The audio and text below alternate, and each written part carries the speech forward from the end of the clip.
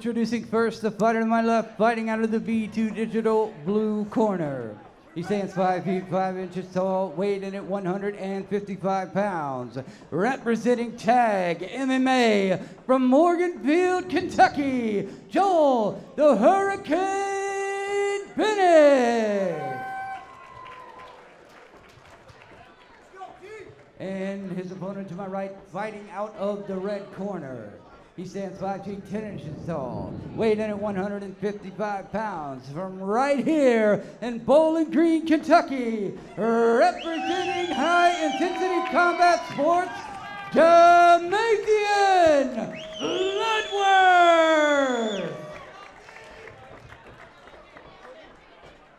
You know, talking to Joel before this bout, he said, you know, his biggest strength is his mental toughness. You know, he wants to stand and trade, and you know, his path to success, he believes, is in the exchange while standing. Last time I saw Joel Bennette in the cage was in July of 2017. He fought Stone Beverly. Well, he's getting the exchange that he asked for. Well, he is really. He is ripping that body. Joel is really ripping hooks to the body of Bloodworth.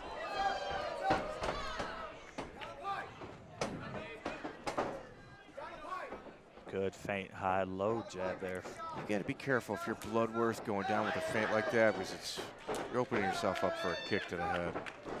In boxing, that'll work. Not always in MMA. I would highly suggest against that in MMA.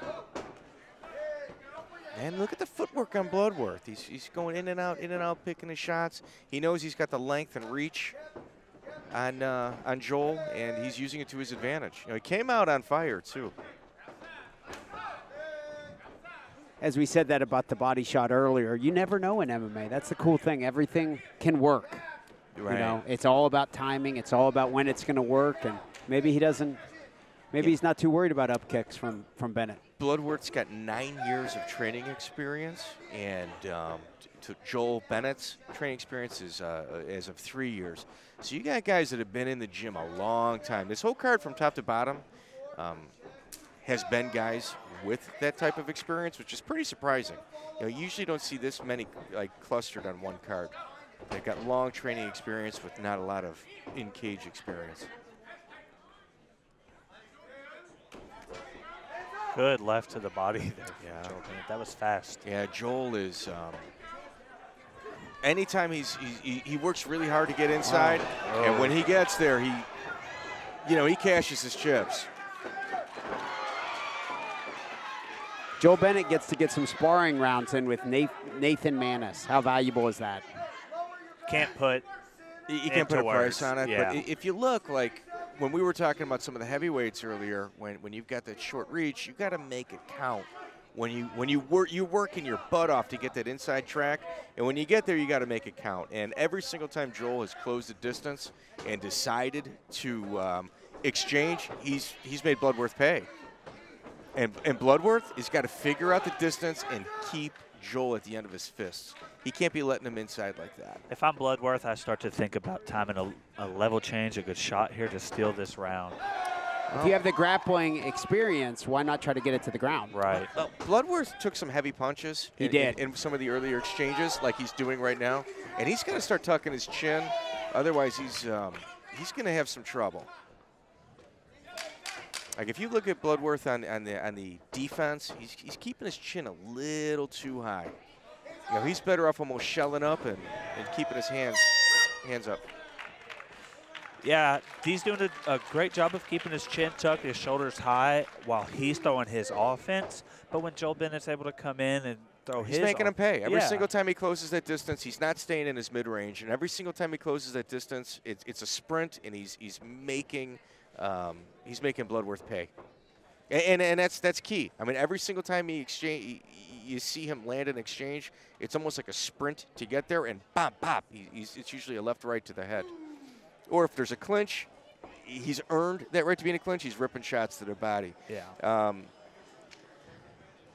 Joel isn't throwing volume punches, but every single time he punches, he's got a high percentage of connectivity.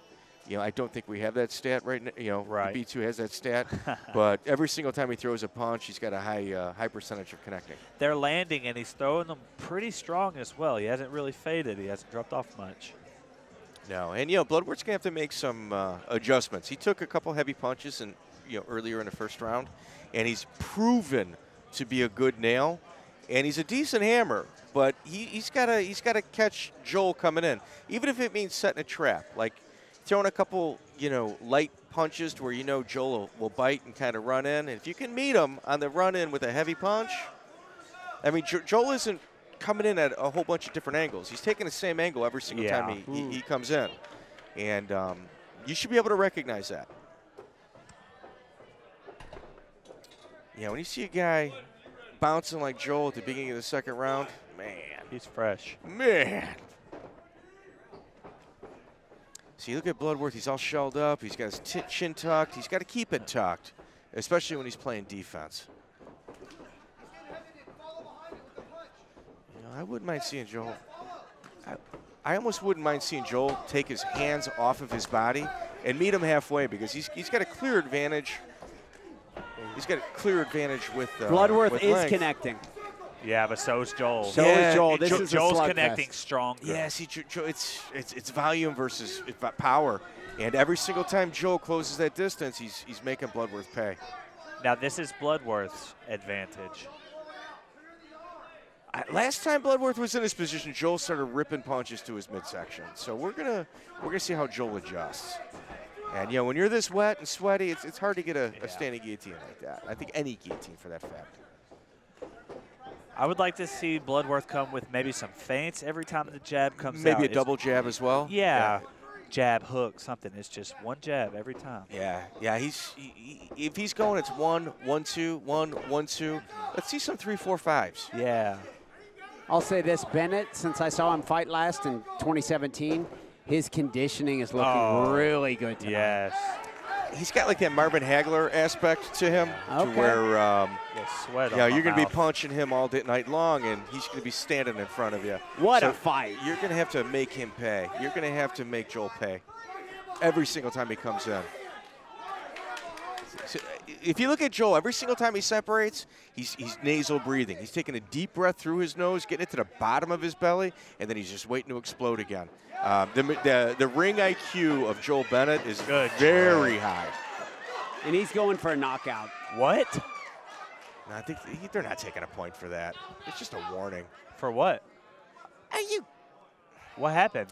He grabbed the fence. It wasn't to change position. It was to try to pull himself back up. Usually referees will take a point when you change position using the fence. I know you guys got to see these gentlemen, on a circuit, but that was I don't agree with that. That's kind of egregious. And what's Bennette going to do? He wanted to keep the fight standing up, and this was not the position they were in.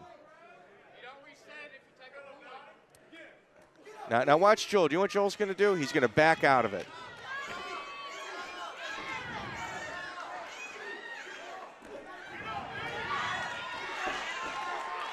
Good up kick landed there. You're right, Mike. Yeah, of course.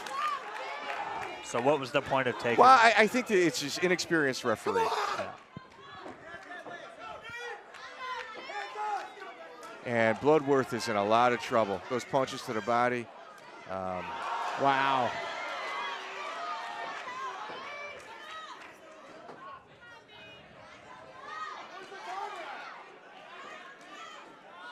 And if you look at you look at Joel Bennette just tearing at the body, that's it.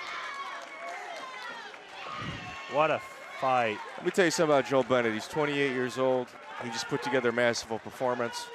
That's a guy that needs to turn pro and maybe take some risks on his fights, because the UFC isn't going to be signing guys that are 35, 36 years old at the 155-pound weight class. Wow. It's a real crowded division, and I think they should start feeding him to wolves as a professional right away. I think he can handle it. His in-ring IQ was incredible, and he got the finish, which is what we've been talking about all night. He certainly did. It's a shame that as impressive a performance Joel Bennette just put on, it'll have that little stain on it from that point. I'm not sure. You know, that's hopefully the referee watches the fight. Ladies and gentlemen, the referee has called a stop to this fight at 2 minutes and 40 seconds of round number 2, declaring the winner by stoppage due to strikes, Joel the Hurricane Bennette. Fantastic performance.